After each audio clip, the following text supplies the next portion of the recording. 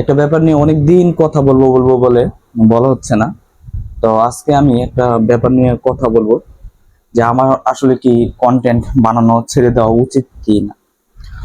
তো প্রথমে অনেকে ভাবে যে আমি কিছু কথা বলে নিই, তাহলে হয়তো আপনার জিনিসটা কনসেপ্টটা ক্লিয়ার হয়ে যাবে। যে প্রথমে সবাই ভাবে কি যে ইউটিউবার তারপর ফেসবুক যারা ভিডিও বানায় তাদের বিলাসবহুল জীবনযাপন দেখে অনেকেই ভাবে কি যে আসলে ভিডিও মেক করে মনে হয় প্রচুর প্রচুর টাকা ইনকাম করা যায়। হ্যাঁ, কথাটা অবশ্য ঠিক, প্রচুর প্রচুর টাকা ইনকাম করা যায়, কিন্তু তার জন্য আপনার যেটা যেটা দরকার, আপনার প্রথমেই দরকার হইতেছে আপনার সময়। ভিডিও বানানোর জন্য আপনার সময় খুব বেশি প্রয়োজন। আপনি যদি খুব ব্যস্ত হন তাহলে তো আপনি ভিডিও বানাতে পারবেন না। সময়ের পরে যে জিনিসটা আসে সেটা হচ্ছে আপনার গ্যাজেট। আপনার খালি সময় থাকলে হবে না, আপনার প্রপার গ্যাজেট থাকতে হবে, যে ভিডিও বানায় যেগুলো দিয়া ওইগুলার গ্যাজেট আপনার থাকতে হবে। তারপর থাকতে হবে আপনার ভিডিও এডিটিং এবং ভিডিও মেকিং এর স্কিল। তো আমার কাছে কিছু কিছু জিনিস আমি প্রথমে কিনছি। এই যে একটা ক্যামেরা, হুম, এই ক্যামেরাটা মেমোরি কার্ড সহ আমার প্রায় 37,000 টাকার মতো পড়ে গেছে। আমি একটু একটু করে রাখি। তারপর আমি এটা কিনছিলাম, এটা প্রায় 1200 টাকার মতো পড়ছে। একটা নিক ব্যান্ড, গলায় রাইখা এটা ভিডিও করা যায়। তারপরে এখানে আছে আপনার একটা ট্রাইপড। হুম, এই ট্রাইপডটার দামও প্রায় 1000 টাকা। আপনারা দেখেন যে আমরা কয় টাকা খরচ করছি। আমার আরেকটা ট্রাইপড আছে যেটা মোবাইলের মধ্যে লাগানো।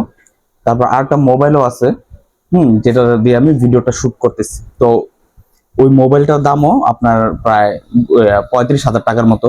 চাইলে আমি 15,000 টাকা দামের মোবাইলই কিনতে পারতাম, কিন্তু সেখানে আমি 20,000 টাকা অতিরিক্ত ব্যবহার করছি, কারণ যাতে আমি ভিডিও এডিটিং খুব সুন্দরভাবে করতে পারি।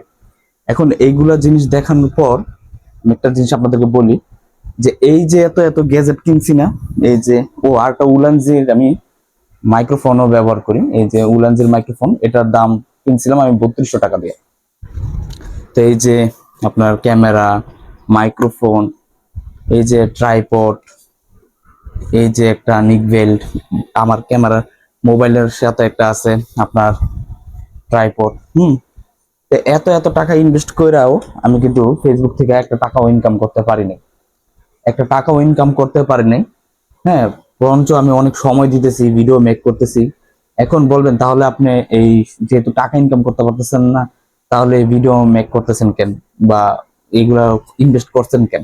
দেখেন, এগুলো হইতেছে আমার একটা শখ। ভিডিও মেকিং করাটা, তৈরি করাটা আমার অনেক আগে থেকেই শখ। তো এটা যে ক্যামেরা, এটা কিন্তু আহামরি কোনো কিছু না অনেকের কাছেই। কারণ আমরা যারা আপনার 90 দশকের ছেলে পেলে, তখন প্রতিটা বাড়িতে বাড়িতে আপনার ডিজিটাল ক্যামেরা ছিল, ওইগুলো দিয়ে কিন্তু শখ পূরণ করা হইতো। তো তখন স্টিল ফটোর যুগ ছিল, তো তখন মানুষ স্টিল ফটো তুলতো।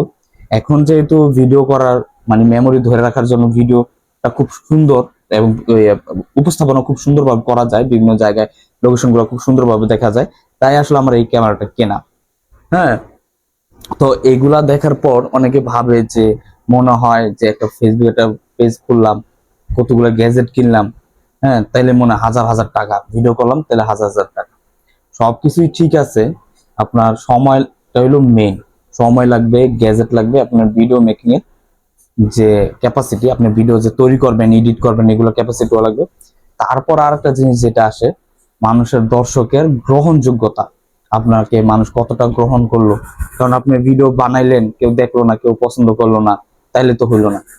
এবং যদি না দেখে তাহলে কিন্তু আপনি কোনো এখান থেকে ফিডব্যাক পাবেন না। তো আমি যেই কারণে ভিডিও বানাই, আসলে আমি ভিডিও বানাই পুরোটাই হচ্ছে আমার শখের বসে ভিডিও বানাই।